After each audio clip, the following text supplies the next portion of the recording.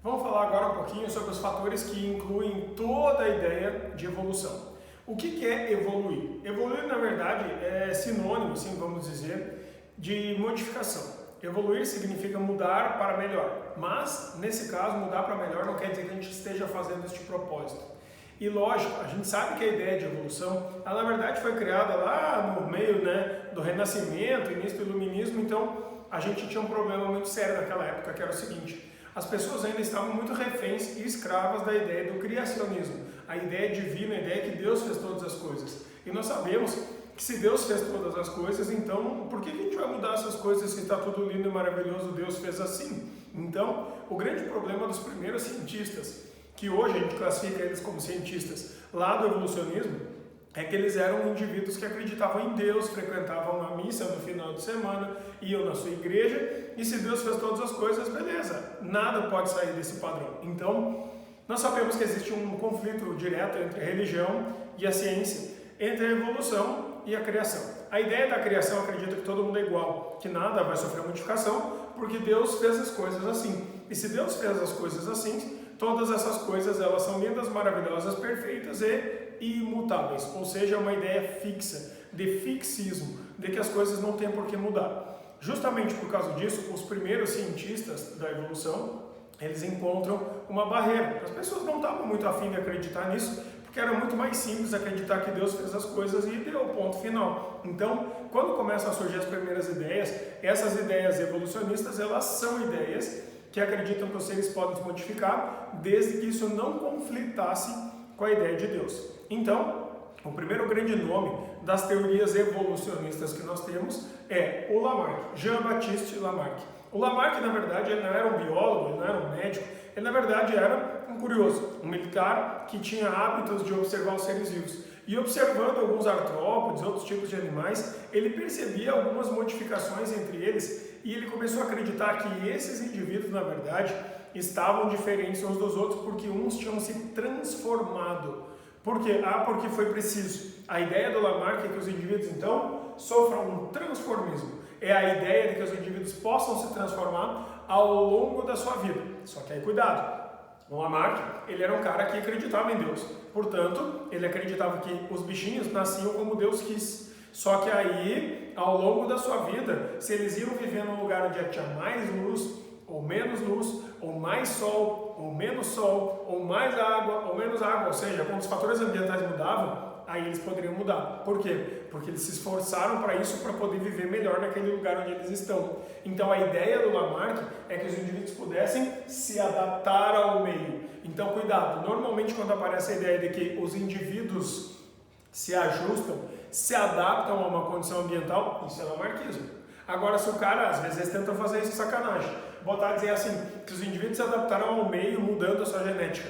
Os indivíduos não mudam a sua genética, porque quando eu vou tomar banho de sol e fico mais moreno, não quer dizer que meus genes estão mudando. Mais importante, nessa época nem existia nada sobre experimentos de Mendel, de ervilhas, nada de genética. Então, aqui ninguém fala de genética ainda, é lá em 1700 e pouco. Então, o que acaba acontecendo? A ideia do Lamarck é que os indivíduos, através de uma transformação lenta, gradual e contínua, eles podem se ajustar a uma nova condição ambiental. E aí fica melhor para eles viverem nesse lugar, porque se eles se ajustam, eles têm menos risco de morrer. Se eles têm menos risco de morrer, eles vivem mais, fazem mais filhos, e a tendência é que o número de filhos que começam a aparecer na natureza sejam parecidos com seus pais. Então, eles ganham isso. Então, quando o Lamarck começa a pensar nisso, ele começa a acreditar que as formas de vida podem se modificar para que eles possam viver melhor na natureza e, portanto, as descendências desses indivíduos que se adaptaram devem possuir essa característica.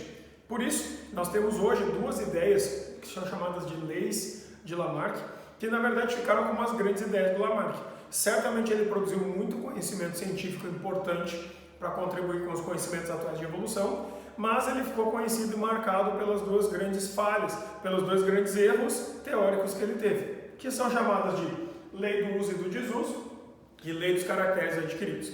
A lei do uso e do desuso sugeria o seguinte, que quanto mais tu usa, lei do uso, Quanto mais tu usa uma determinada estrutura do teu corpo, alguma peça corporal, alguma parte do indivíduo, a tendência é que essa parte sofra uma hipertrofia, um crescimento, uma melhora, um desenvolvimento para ela funcionar melhor. Então a ideia da lei do uso é que o aumento das estruturas, ou melhoramento do seu funcionamento está relacionado à necessidade de usar no meio. Se eu preciso usar mais o meu pescoço, a tendência é que ele fique maior e melhor. Se eu preciso usar mais os meus braços, a tendência é que eles fiquem maiores, mais longos e mais fortes, para funcionar melhor. Essa é a ideia da lei do uso. Em contrapartida, quanto menos eu uso uma determinada coisa, lei do desuso. Quanto mais eu desusar uma determinada estrutura corporal, a tendência é que ela comece a ser desusada porque ela não é necessária. Então o que vai acabar acontecendo é que pelo fato de eu não precisar, daqui a pouco ela vai começar a atrofiar e com o passar dos anos ela vai sumir. Então a ideia do desuso é que ela cria uma atrofia progressiva nas estruturas corporais, levando a uma perda dessa estrutura no grupo todo de indivíduos. Ou seja, a ideia, segundo a ideia lamarckista, né, não foi uma coisa que ele falou, mas segundo a ideia dele, por exemplo, o nosso dente do siso, que é uma coisa que na nossa população a gente sabe que é uma coisa atrofiada, o nosso apêndice, por exemplo, eram características físicas que nós temos ainda, que resultaram de um desuso daquelas estruturas, ou seja, não preciso mais de um apêndice, então ele foi deixando de ser usado e foi encolhendo e atrofiou. Essa é a ideia do Lamarck.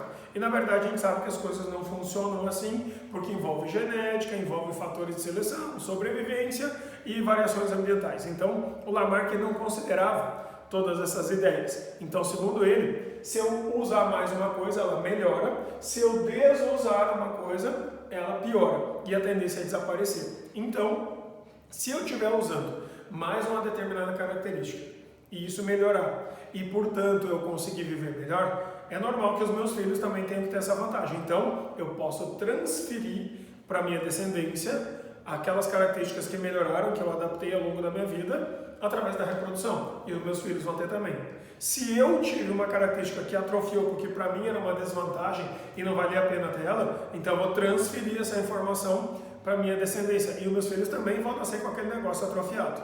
Então, essa ideia é a lei dos caracteres adquiridos. Se eu adquirir através do uso uma coisa que foi vantagem para mim, eu vou transferir esses caracteres para os filhos. E os filhos também vão ter essa característica melhorada já. Se eu não usei uma coisa e ela atrofiou, eu vou já passar essa característica atrofiada para os meus filhos e eles também vão nascer com essa característica atrofiada. Então, essas são as ideias do uso e do desuso e dos caracteres adquiridos. Nós sabemos que isso não é bem assim, né? Porque, por exemplo, se eu simplesmente furar minha orelha para botar um brinco, um piercing, o meu filho não necessariamente vai adquirir essa característica também. Ele também vai ter que fazer furo na orelha, caso ele queira fazer. Então, nessas situações, o que acaba acontecendo é que, para esses casos, os caracteres que o Lamarck analisou, eles não tinham fundamentação genética e também não levavam em consideração fatores ambientais de forma muito aprofundada. Por isso que o Lamarck tem certas falhas na ideia dele. Mas, pegando um exemplo atual, assim, que a gente teria baseado na ideia lamarckista, só para fazer uma comparação depois, que é o seguinte. Hoje nós sabemos que as girafas são animais que apresentam a dentição de mastigação, já que elas são animais herbívoros, que são bem frágeis esses dentes. Então os molares que as girafas têm são na verdade dentes moles. Então, como ela é um animal alto, ela não pasta no chão, até pela estrutura física dela. Ela pasta em cima de arbusto, em cima de árvore. Então, o único jeito dessas girafas comerem, e comerem bem, é se elas estiverem comendo as folhas mais jovens, tenras e molinhas que tem nos galhos, que normalmente não são as folhas adultas e velhas, e sim são as folhas dos brotos, as que estão na extremidade do galho, as bem da pontinha. Segundo uma ideia lamarckista, por que as girafas então hoje têm aquelas pernas longas e altas e aquele baita pescoção? Na ideia lamarckista, se acreditaria que as girafas, elas na verdade eram animais menores e que em função dessa necessidade de comer lá em cima daqueles galhos mais altos, o que acabou acontecendo é que elas concorreram com as outras girafas e aquelas que conseguiram espichar mais o seu pescoço e suas pernas conseguiam coletar as folhagens mais altas. E isso conferia uma vantagem para essas com maior capacidade de se adaptar ao meio. Então essas teriam conseguido comer melhor, reproduzir melhor e passaram aos seus descendentes, através da lei dos caracteres adquiridos, essa característica, perna mais longa, pescoço mais comprido. E aí elas teriam ficado girafas um pouquinho maiores. Depois começou a concorrer de novo com as outras, espicharam mais um pouco. Então o pescoço comprido das girafas e as pernas longas que elas têm são fruto de uma adaptação delas para poder comer melhor e concorrer com as outras. Isso seria uma visão totalmente lamarquista. Outra visão lamarquista, por exemplo, é dizer que o gafanhoto ele ficou verde por ir comer na grama, por comer graminha, pasto, né? Então, nesse caso, a ideia do gafanhoto ser verde porque vive na grama significa que se ele fosse morar no lugar do gelo, por exemplo, ele ia ficar branco. Então, cuidem com essas situações. Para o Lamarck, o ambiente tem um fator importante, né? O ambiente tem uma importância nessa questão evolutiva. Só que para o Lamarck, a visão dele é a seguinte: o meio ele favorece a adaptação do ser vivo. Sendo assim, o meio força os indivíduos a se modificarem, força os indivíduos a se adaptarem. Então, depois dessa ideia do Lamarck, né, lembre que Lamarck, na verdade, não estava questionando Deus, porque Deus fez as coisas, os seres ao longo da sua vida que se modificam. Então, ele não batia de frente com o criacionismo. Então, Darwin, depois de muito tempo, lá por 1837, dá uma banda de navio pelo mundo, o HMS Beagle, né, que era um navio emprestado da rainha da Inglaterra, e ele saiu dar uma volta pelo mundo e coletou um monte de planta, bicho e tal, e levou de volta para a Inglaterra. E ao passar pela Inglaterra, ele largou todo aquele monte de bicho para os seres vivos serem analisados por pesquisadores especializados.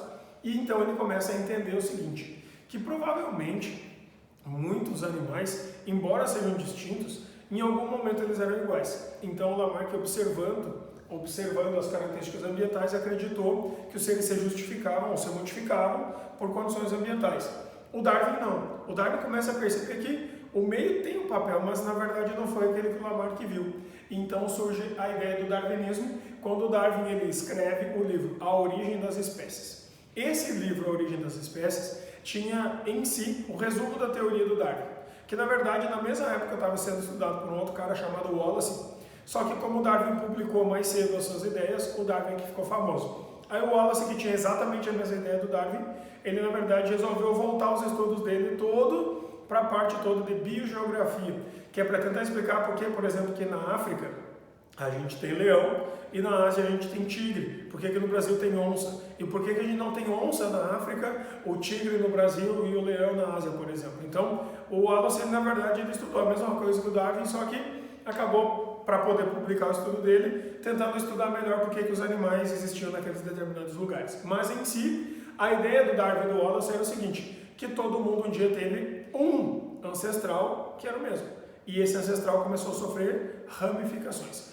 Quando surge essa ideia das ramificações, o Darwin começa a pensar, tá, mas então significa que todo mundo nasceu no mesmo ponto, que todo mundo tem uma mesma origem? E aí ele bota o nome do livro de Origem das Espécies, para tentar explicar de onde surgem esses indivíduos.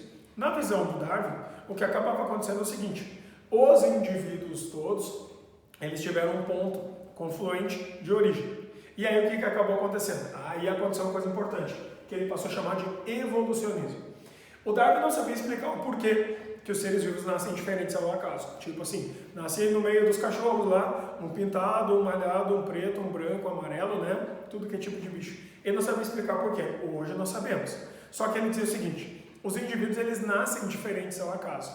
Só que esses indivíduos que nascem diferentes ao acaso, em determinados lugares eles podem ter vantagem e em outros lugares o mesmo tipo de bicho pode ter desvantagem. Então, a vantagem não é definida pelo ser vivo, a vantagem é definida pelo meio. Então, o ser vivo, ele pode ser o mesmo, mas em condições ambientais diferentes, ele pode ser vantajoso ou desvantajoso. Sendo assim, a ideia dele é que os indivíduos se reproduzem ao acaso e dessa reprodução, desse cruzamento ao acaso, nascem seres vivos que são diferentes. Seres que podem ser altos, baixos, médios, gordos, magros, pernas longas, pernas curtas, peludos ou pelados, tanto faz.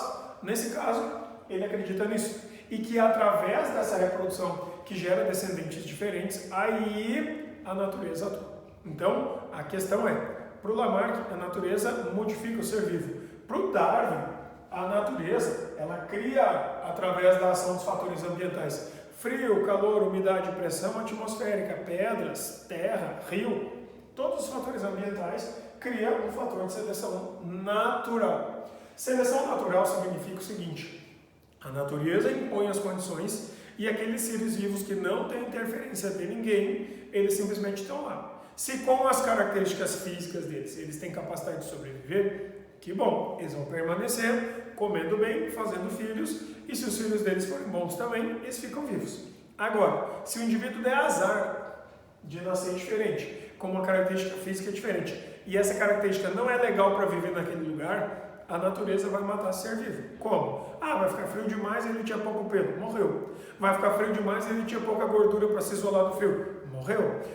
Vai ter muitos predadores e ele tem dificuldade de correr para fugir, vai morrer. Então, essas condições todas são as condições da seleção natural. Se representa a seleção natural através dos fatores ambientais. Umidade, pressão, luminosidade, predadores de mais ou de menos, concorrência com os outros indivíduos, capacidade de fazer toca, capacidade de concorrer para a reprodução e ganhar. Então, nesse caso, tudo isso é seleção natural. Quando nós criamos um rebanho de vacas bem gordas e bem baixinhas, porque a gente escolheu essas características, não é seleção natural, aí é uma seleção artificial. Hoje em dia, essa seleção artificial, que é escolher as características que a gente quer, é chamado com o nome mais pomposo e bonitinho para não parecer uma coisa estranha, chamado de melhoramento genético. Só que lembrem, melhoramento genético, na verdade, é escolher características genéticas. Não é o que o Darwin propõe, não é o que o Lamarck acreditava, porque nem sabia que existia genética. Então, a ideia de melhoramento genético significa uniformizar a genética. E aí lembrem do princípio básico. Quanto mais variabilidade genética, melhor, porque ele tem menos risco da população morrer e desaparecer. Então, a uniformização genética ou o melhoramento genético, a seleção artificial, na verdade acaba aumentando a probabilidade de mortalidade dos indivíduos. Por isso que cachorros que têm raça e que são cruzados somente entre eles, a tendência é reduzir a variabilidade genética e não ampliar ela. Então, isso acaba sendo um problema. Mas na visão do Darwin, então, não existia essa questão ainda da seleção artificial. E simplesmente a ideia de que os mais aptos devem sobreviver. Significa o seguinte: os indivíduos nascem diferentes ao acaso, e então o que acaba acontecendo é que vem o frio do inverno.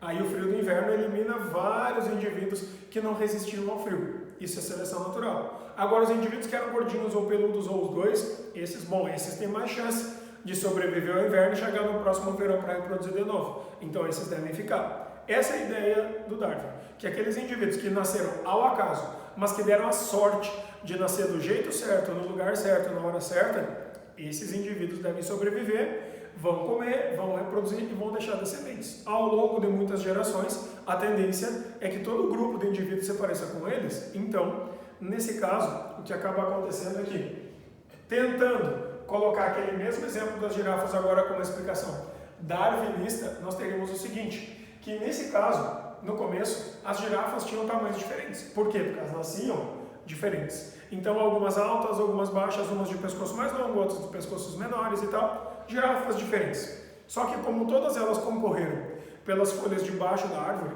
chegou uma hora onde é que começou a faltar folhagem ali. Ou seja, o grupo de girafas que tinha pescoço menor e pernas mais baixas começou a sofrer e começou a morrer de fome. Aí sobreviveram quem? As girafas de pescoço e pernas medianos e as mais altas. Aí essas começam a comer nas partes baixas e médias da árvore, chega uma hora onde começa a faltar folhagem nessas partes mais baixas. E então, o que acaba acontecendo é que aquelas de pescoço mediano e de pernas médias também não tem mais tanta chance de concorrer pela comida. O que acabou acontecendo? Sobraram somente as girafas de pescoço mais longo. Então, o que acabou acontecendo? Na verdade, nós tínhamos vários tipos de estatura e vários tipos de comprimento de pescoço. Somente aquelas que tinham pescoço mais longo e pernas mais longas concorreram melhor, se alimentaram mais, reproduziram mais, deixaram mais descendentes parecidos consigo. E aí essas então foram favorecidas pelo meio e pelas condições de concorrência pelo alimento, e não porque elas espicharam o seu pescoço. Essa é a ideia do Darwin, então, que é a ideia hoje entendida como a ideia correta da evolução. Ela acredita que os seres nascem diferentes e o meio, através das condições que ele impõe, define. Tu fica, tu não fica. E aí, os indivíduos que tinham mais habilidade para comer e reproduzir permanecem. Esses são os mais aptos, ou que nasceram mais adaptados, e não que se tornaram ou ficaram mais adaptados. Cuidado com essa ideia, certo? Então, considerando essa ideia aqui, a gente sabia que, na verdade, os seres vivos, eles, na verdade, tinham essa chance de sobreviver mais ou menos de acordo com as suas características físicas. Mas, tinha um problema. O Darwin, não sabe explicar por que esses seres nascem assim. Então, depois da descoberta do DNA e a partir do momento que a gente começa a estudar genética, a gente começa de verdade a entender que os genes passam a ter um fator importante na diferenciação dos seres vivos. Indivíduos pretos, brancos, pardos, indivíduos que são altos ou baixos, indivíduos que são gordos ou magros, mais fortes ou mais fracos. Isso tudo tem a ver muito com a nossa parte genética. Então, surge a ideia do neodarwinismo, que é o que hoje a gente aceita como a ideia mais correta, assim, né? Assertiva sobre a parte toda genética. E o neodarwinismo seria um novo darwinismo, ou também chamado de teoria sintética da evolução, ou teoria moderna da evolução. O que ele faz? Ele recolhe tudo que a gente sabe de genética e pega todas as ideias corretas do darwinismo e soma tudo. Nesse caso, a ideia do neodarwinismo, ela agora explica de onde vêm as diferenças que o Darwin não sabia explicar. E essa é a grande aquisição, a grande vantagem que nós vamos ter do neodarwinismo em relação às duas teorias anteriores. Nesse caso, o que acaba acontecendo? O neodarwinismo propõe que existe uma coisa chamada de mutacionismo, ou seja, a mutação é que cria essas variedades, essas diferenças genéticas. E mais, a seleção natural vem e diz, essa mutação serve, essa não serve. Então a seleção natural está ali. A ideia é que os indivíduos vão passar, não vão pelo crivo da natureza, mas agora a grande diferença é que quem cria as variações genéticas são fatores genéticos como as mutações. Então, a ideia central do neodarwinismo é: os indivíduos sofrem diferenças genéticas por N fatores e a natureza elimina todas as variações genéticas que não servirem. Por exemplo, aqui é a seguinte situação, tá? Que é, por exemplo, a mutação ela cria novos alelos de um gene. Significa, tipo lá no caso dos tipos de sangue, só tinha um alelo isão e um alelo izinho, e o alelo isão sofreu uma mutação, virou isão A, isão B, e o izinho continua existindo. Tem 3 alelos. Como os 3 são viáveis para reproduzir, permaneceram os 3. A ideia da mutação, independente por qual motivo, seja gênica, estrutural ou então uma mutação numérica, é introduzir novidade. Então, nesse caso, quando a mutação cria os novos alelos de um gene, a gente vai ter maior variabilidade genética. Só que nem sempre ter variabilidade maior significa que todas as mutações vão dar certo. Então, mutação, às vezes pode ser bom, às vezes pode ser ruim. Quem é que vai definir se essa mutação é boa ou ruim? Quem vai definir se a mutação é boa ou ruim é a natureza através dos fatores ambientais. Então, nós sabemos que assim que a mutação cria esses novos alelos no gene e insere mais variabilidade, o crossover ou recombinação genética, que é aquele fenômeno que tem o cruzamento das perninhas dos cromossomos lá na meiose 1, dentro da prófase 1, ele embaralha as informações. Sendo assim, a mutação cria, a recombinação amplia. Então é como se a gente tivesse criado um número de informações genéticas e aí a recombinação genética embaralha e aumenta muito mais aquilo ali. Quando acontece isso, então surgem muitas variedades genéticas novas. E aí o que acontece? Tem um montão de variações genéticas, mas nem todas delas vão ser boas. Aí entra a ação da seleção natural, ou seja, a natureza dizendo, de todos esses genes aqui, esse não dão certo. Então, depois da mutação criar e da recombinação ampliar o número de variedades, aí vem a seleção natural. O que ela faz? Reduz. Diz, não, e faz uma faxina, uma limpeza e uma seleção do que é bom geneticamente e do que não é. Então, nesse caso, o que acaba acontecendo é que a seleção reduz a variedade de formas que foram criadas pela mutação e ampliadas pela recombinação, deixando viver só aqueles seres vivos que realmente têm alguma condição. Então, nessa situação, por exemplo, o que a gente teria é o seguinte, um exemplo simples. Se a gente tem um alelo azão, tá? E esse alelo azão, ele sofre mutação e se transforma em 3 alelos diferentes, A1, A2 e A3. Aí, depois desses 3 surgirem a partir da mutação, vem o processo de crossover, recombinação, e embaralha as informações. E o A1, ele acaba dando origem para 2 variedades, A1 mais, A1 menos. Depois, o A2 não sofre variações, continua sendo A2. O A3 sofre 2 variações por crossover também, A3 mais e A3 menos. O que acontece? Depois de ter acontecido a criação, que é a mutação, a gente tem passado pela recombinação, agora vem a ação da seleção natural. O que é a seleção natural? Ela funciona como um funil, como se fosse um gargalo de garrafa. Por isso esse fenômeno que a seleção natural está fazendo, que é eliminar as variedades que não servem, é chamado extraoficialmente de efeito de gargalo de garrafa, ou efeito funil, que significa dentro do funil não passa tudo ao mesmo tempo, só passa aquilo que dá certo. Então, nesse caso aqui, o que vai acabar acontecendo aqui? A seleção natural vai eliminar algumas formas. Então, se vão sobreviver somente o A1+, e o A3+, a seleção natural vai dizer, ó, o A1 menos, nada a ver, não é bom, então esse vai acabar morrendo e vai desaparecer da natureza. O A2 é ruim também, porque morre de frio, então não é legal. O A3+, é legal, esse de repente sobrevive, e o A3-. Esse aqui tem dificuldade de comer, ele não consegue comer em qualquer lugar porque ele passa mal, então, nesse caso, só vão sobreviver aqui, A1+, e o A3. Então, quando sobrevive apenas o gene A1+, e o A3+, se esses genes fizerem os indivíduos serem muito parecidos, o que vai acabar acontecendo é que esses indivíduos muito parecidos, eles começam a ter um problema ecológico. Porque se eles estão muito fisicamente parecidos, mas um vive lá na Ásia e outro vive aqui no Brasil, beleza, está cada um no seu canto, eles nem concorrem. Agora, se tu pegar e botar esses dois indivíduos que são muito parecidos a viver no mesmo lugar, aí eles viram concorrentes. E aí, esses indivíduos passam a ser competidores. E de repente, por causa dessa necessidade competitiva, um desses dois acaba desaparecendo. Então, cuidado.